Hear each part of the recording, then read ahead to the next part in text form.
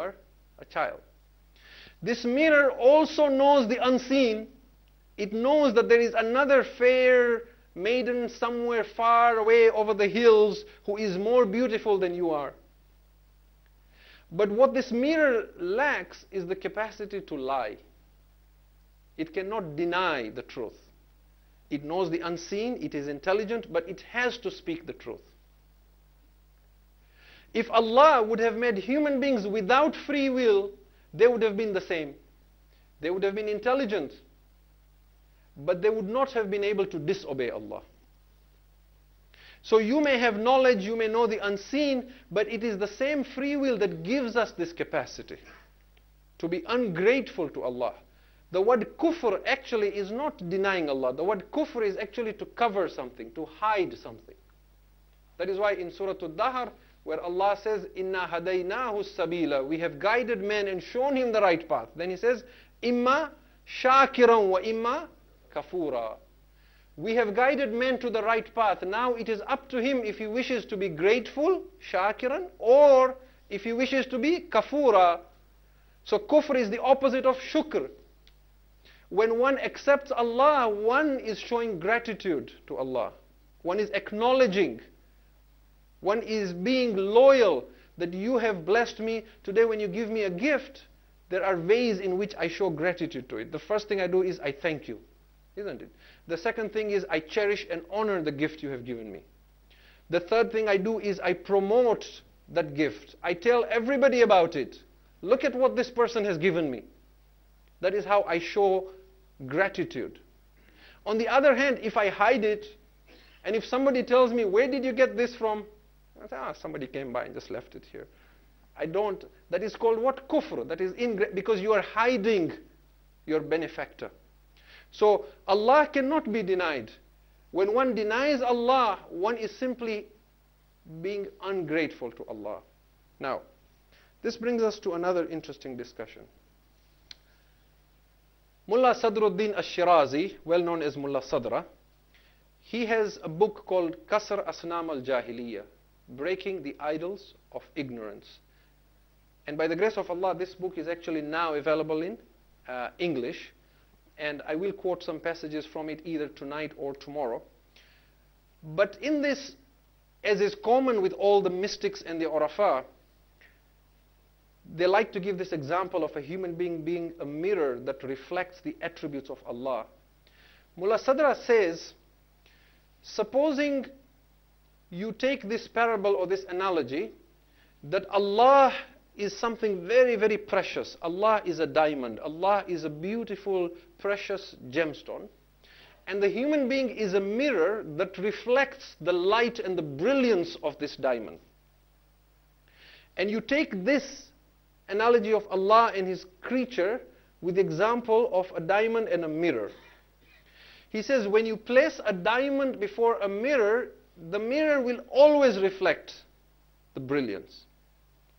What are the reasons that a mirror might fail to reflect the light and the brilliance of that diamond? He gives 5 reasons. Keep in mind that relationship of Allah to His creatures, and then we will match them. The first reason he says is that the mirror itself is deficient. Today, when they make mirrors, what they do is they take a piece of glass and on it they put a coating of liquid silver, or they put aluminium, or if you're North American, aluminum, right? They paint that on the glass, and that is what gives you your mirror. In the olden days, what they used to do is they would take bronze or steel or iron, and they would just polish it excessively until it became a brilliant reflective surface, and they used that as a mirror. Mullah Sadra says, when the mirror is being formed, obviously he writes from the past, so he talks of the polishing. He says, if the iron was not melted properly, or if it was not polished properly, and the mirror itself was deficient, then it will fail to reflect the beauty of that gemstone or that precious stone that is before it. That is one reason. The other reason is that the mirror was made perfectly, but after that some rust and some tarnish covered that mirror. So the mirror is salim, the mirror is fine, but it is now covered with an impurity that prevents it from having the ability to reflect that precious stone. The third reason is that the mirror is turned away from that precious stone. For example, the precious object is behind the mirror. So even though the mirror is present, even though it has no impurity, even though it is complete, and the precious stone is in the same room, they are not facing each other. That is why you do not see the reflection. The fourth reason is there is a veil between the mirror and the precious object. So now they are facing each other. The mirror is complete. There is no tarnish on it. Here is the diamond, here is the mirror, but somebody has dropped a curtain between them. So now there is a veil between the two. And the fifth reason is that the person placing the mirror is ignorant of which direction that precious object is in. So he has not positioned the mirror where it should be so that the precious object will reflect itself. For example, the object is in front of it, but the mirror is tilted downwards or it is tilted upwards. So it does not see that precious object. It sounds very similar to the third reason, but there is a difference. In the third reason, we said the mirror is turned away from the object. In other words, now the object is not reflected because of a distraction. The mirror is distracted from the object. Whereas in the fifth reason, the reason is not a distraction or heedlessness. The reason is ignorance. In other words, now the person holding the mirror does not wish to turn away from the object. He wishes to turn towards the object, but he does not know where the object is. Now we take these 5 reasons and we now match them with what are the reasons that a human being will not reflect the attributes of Allah. In other words, what are the other obstacles that prevent us from knowing Allah? We take one for one. The first reason was that the mirror is deficient. Mullah Sadra says sometimes the essence of a human being is deficient. For example, a person is mentally handicapped. They lack the ability to comprehend and realize certain truths and realities. The reasons for that may be a separate discussion. Or for example, young children. You cannot take a young child and prevent them from developing an ego. This is a natural result of coming into this world. You can help a child not be very attached with the ego, such as not being selfish, learning to share with others, until such time as when they have developed their intellect enough to reflect and think about Allah. But in the early stages, a child is not able. There is a deficiency. The mirror is still being polished. It is not polished enough as yet. Or he says, for example, a person might have neglected religion altogether from the time of their childhood. So now they are adults, they are mature, they are intelligent, they are university professors maybe. But because they have never known religion or spirituality, even though they are not mentally handicapped, even though they are not children, they are deficient in their essence, and what was meant to actualize in a human being has never actualized from potentiality. Every human being has the potential to know and realize their creator, but that potentiality never actualizes. So they remain deficient in their essence. This is one reason why a person might not know Allah. The second reason was that the mirror is tarnished, or it is covered with rust. And the Quran attests to this.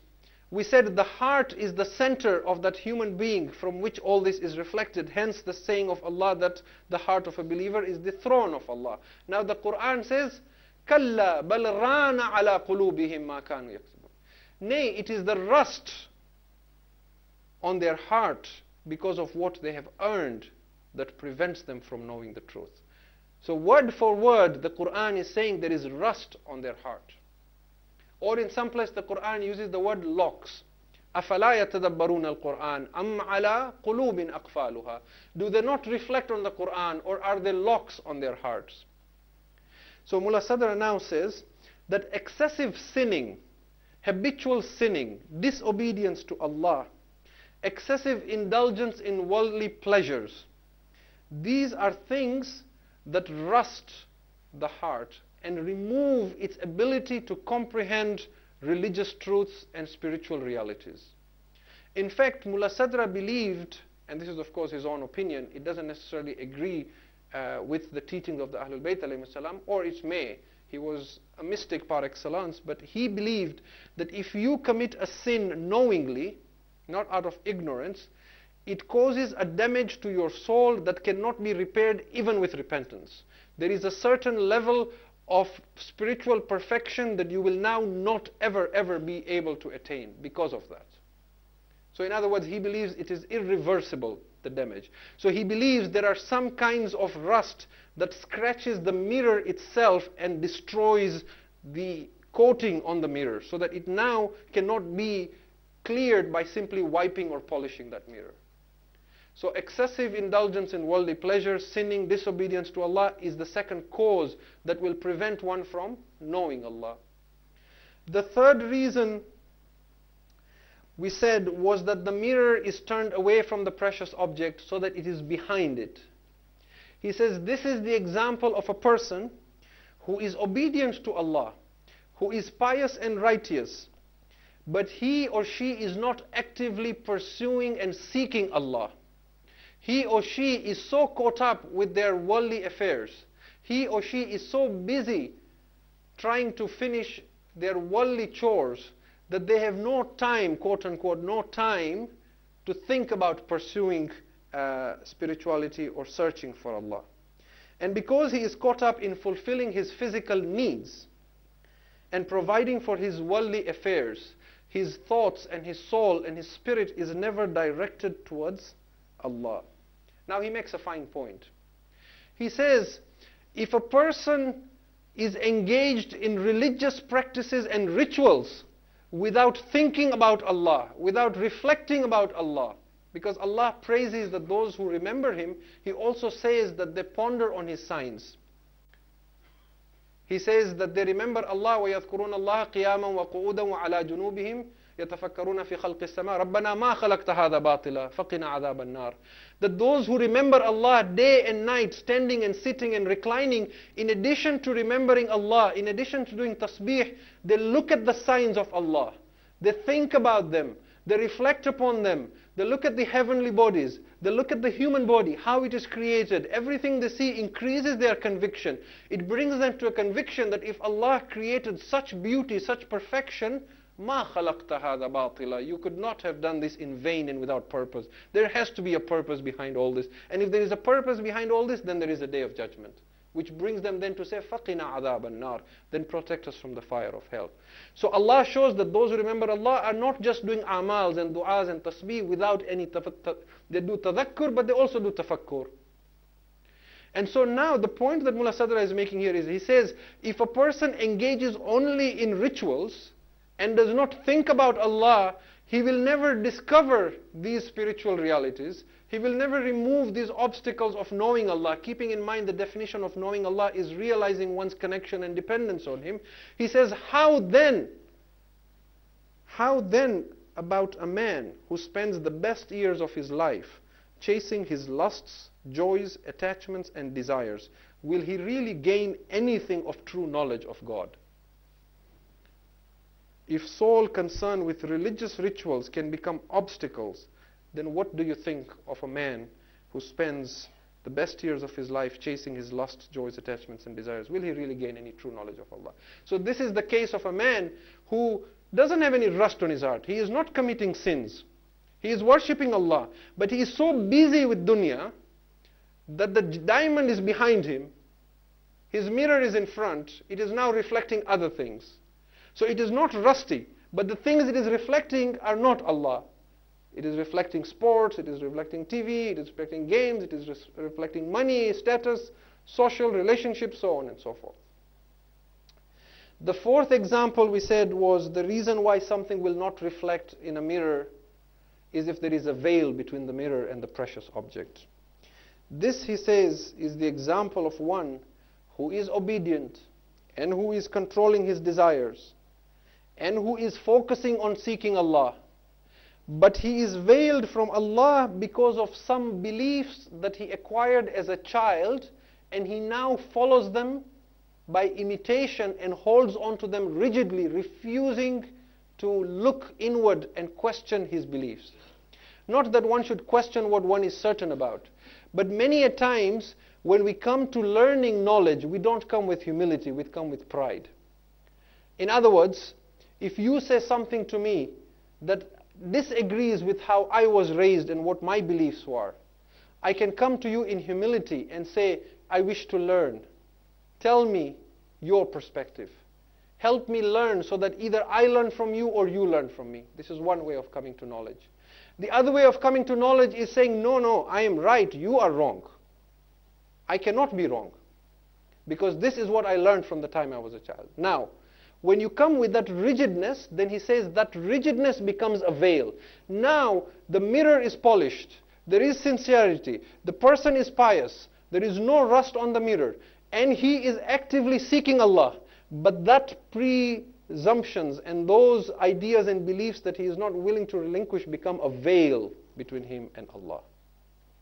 Now, there is something he says that is a little sensitive, so I do not wish to say it in my own words. I will quote him word for word. He says, "This is also a great veil by which most of the theologians and bigots of the religious sects, rather even most of the righteous ones who contemplate on the kingdom of the heavens and the earth are veiled. For they are veiled by some conventional beliefs that have frozen in their hearts and rooted in their souls, and have become a veil between them and knowing the truth." And if you go back to the lectures we did earlier, several years ago on the end of negative suffering, when we talked about the formation of the ego, we talked about a term that psychologists use that is called map making. And what they say is that when a child is growing and developing, and they are learning so many things around them and how things work and what are the rules of society and how to behave and interact with people and what is it that people like to hear and see, what is it that people are offended by, they slowly form a certain idea of who they are and what the world is to them. And this combination of who I am, what is the world, who is God, why am I here, what is my purpose in life, all these collectively form what is my world view. This world view then creates a map for me. This map is what guides me in my life. I now journey through life based on this map. Most people are too frightened to re-look at that map. If I've always gone to Montreal by this, using this method and this highway, and this is what I've fixed on my GPS, or this is what I've highlighted on my map, I will stick to that all the time. Supposing someone was to tell me, by the way, there is a shorter way. Have you ever tried this? Then there is two reactions to it, isn't it? There is one who will say, let me at least look at it. There is another who will say, no, this has always worked for me. This is going to be my map. Refusal to re-look at one's map.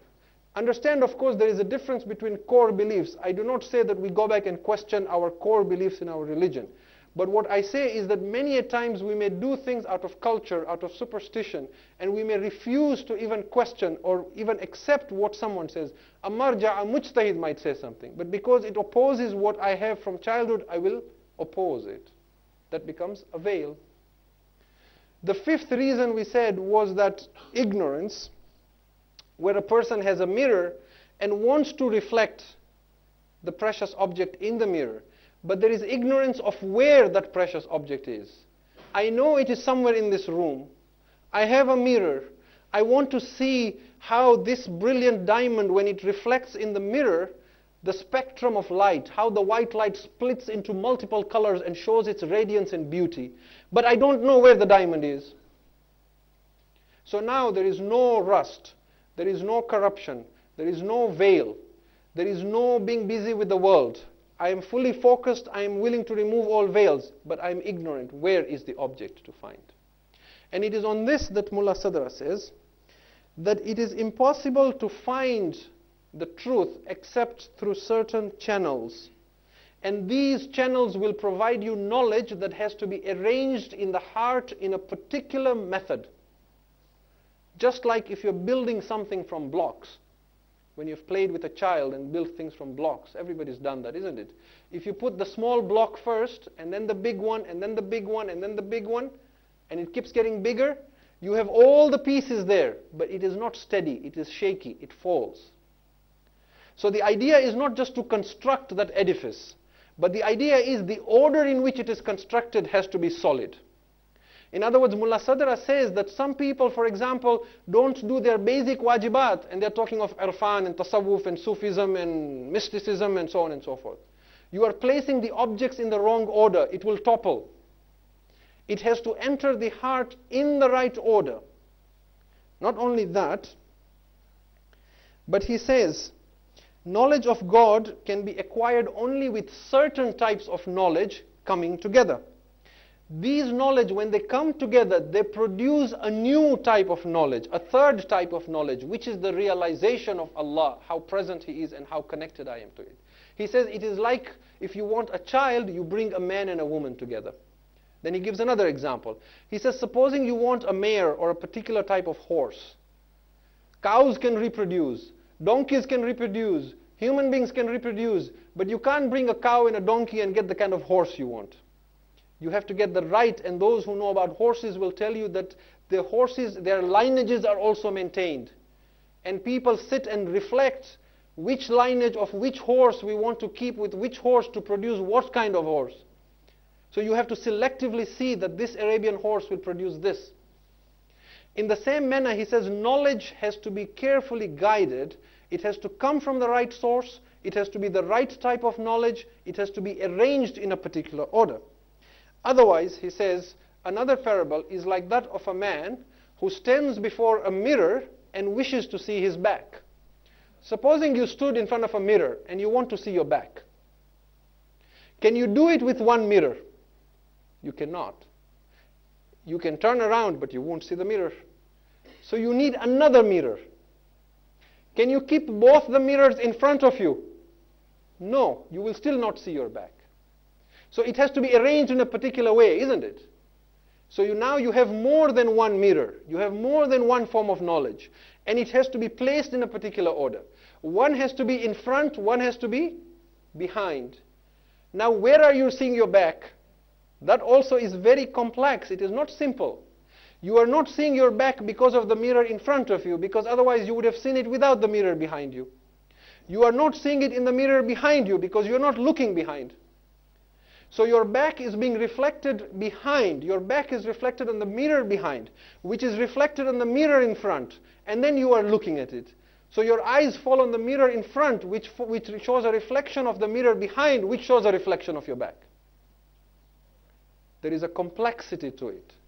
Knowledge, he says, is like that. Even theoretical knowledge has sources from which it must be acquired. There is a way for them to come together to unification, and how they are acquired and required must be produced. And that is why you will find that we constantly emphasize that when you take knowledge, even if it is of the Quran, take it from Muhammad wa ali Muhammad. Why is this so important? It's not just that it is knowledge. You can get knowledge from many places, but some knowledges will confuse you. Not everything you hear in the form of knowledge, not everything that pretends to be knowledge is knowledge. You see, there is an ayah of Quran where Allah says, فَلْيَنْظُرِ الْإِنسَانِ إِلَىٰ طَعَامِهِ. Let man look at the food he eats. Let man look at the food he eats. Now there is miracles in the food, of course. If you look at the fruits, if you look at the vegetables, if you look at what we eat, how they're made, the colors, every color has a particular significance, give you a particular type of vitamin. Every weather, cold, heat produces, and there's so much you can learn from foods that will increase your conviction in Allah. But when this ayah was asked from Imam Ja'far al-Sadiq, salawatullahi wa salamu alayhi, Allahumma salli ala Muhammad wa ali Muhammad. What does it mean, Yabna Rasulillah, فَلْيَنْظُرِ الْإِنسَانِ إِلَىٰ طَعَامِهِ? He said, let insan see from where his knowledge is coming. Just like food sustains your body, knowledge sustains your soul. Food might look very nice. Something might look very nice, very delicious, but it might be poisonous. Just because it is poisonous doesn't mean it will look ugly or it will smell. And some things might have a strong smell, but it might be very healthy for you. So you see the source of the knowledge. Where is it coming from? Otherwise, it will create damage, not good. This is very, very important.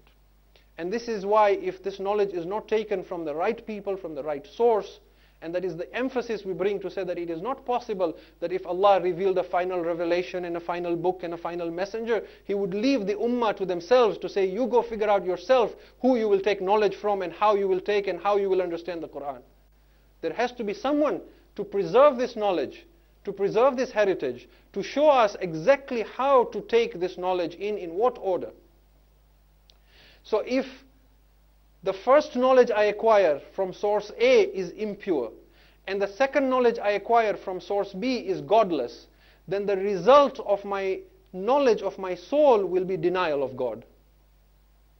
And if the first source is pure, but the second source is impure, somebody has corrupted it, then the result of that will be doubt, because I will waver between the two. But if the first source is pure, and the second source is pure, and the third source is pure, and they all come in the right order, then you will see this wholesome knowledge that will bring conviction, that will bring realization, that will bring faith, and that will all come together and unify and show, open one's eyes to what is real knowledge, to knowing Allah, in the real sense of knowing Him, His presence, and feeling His connectedness. Now, in the interest of time, I will stop here for tonight and continue tomorrow, inshallah. Yes, it is best that we stop here so that we can actually continue from here tomorrow. And tomorrow night, inshallah, as you all know, we mark the wafat of Sayyidah Zainab bint Ali salawatullahi wa salamu alayha. Allahumma salli ala Muhammad wa ali Muhammad. Muhammad wa ali Muhammad.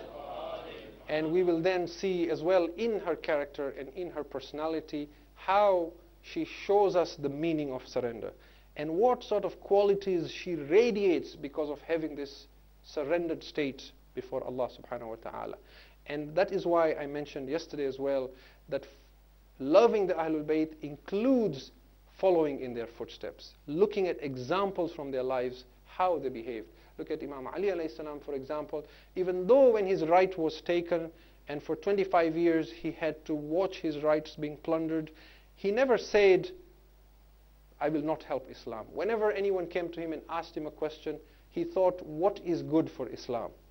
He could have easily said, well, when it was my right you didn't give me, now you're coming to me, go away, figure it out yourself. If you want me to help you, give me my right first, which is how many of us would react, isn't it? Because he is surrendered, because it is only for Allah, it is not for the ego, it is not for the self. And you see this quality, and tomorrow inshallah we'll talk extensively about Sayyidah Zainab.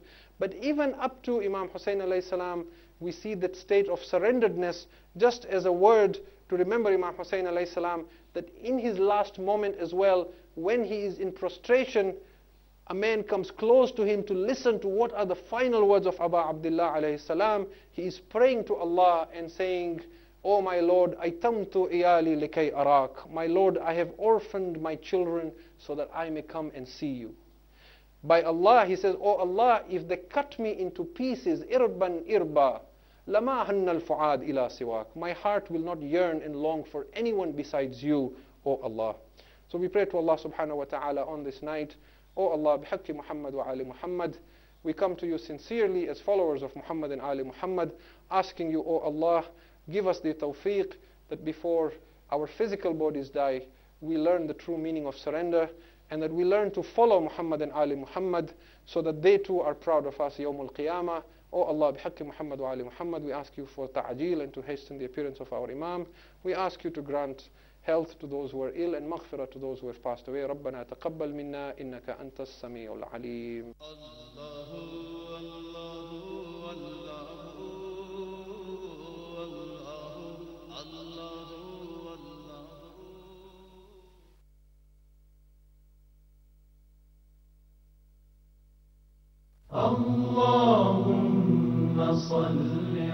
Ahlul Bayt TV, the holy household for every household.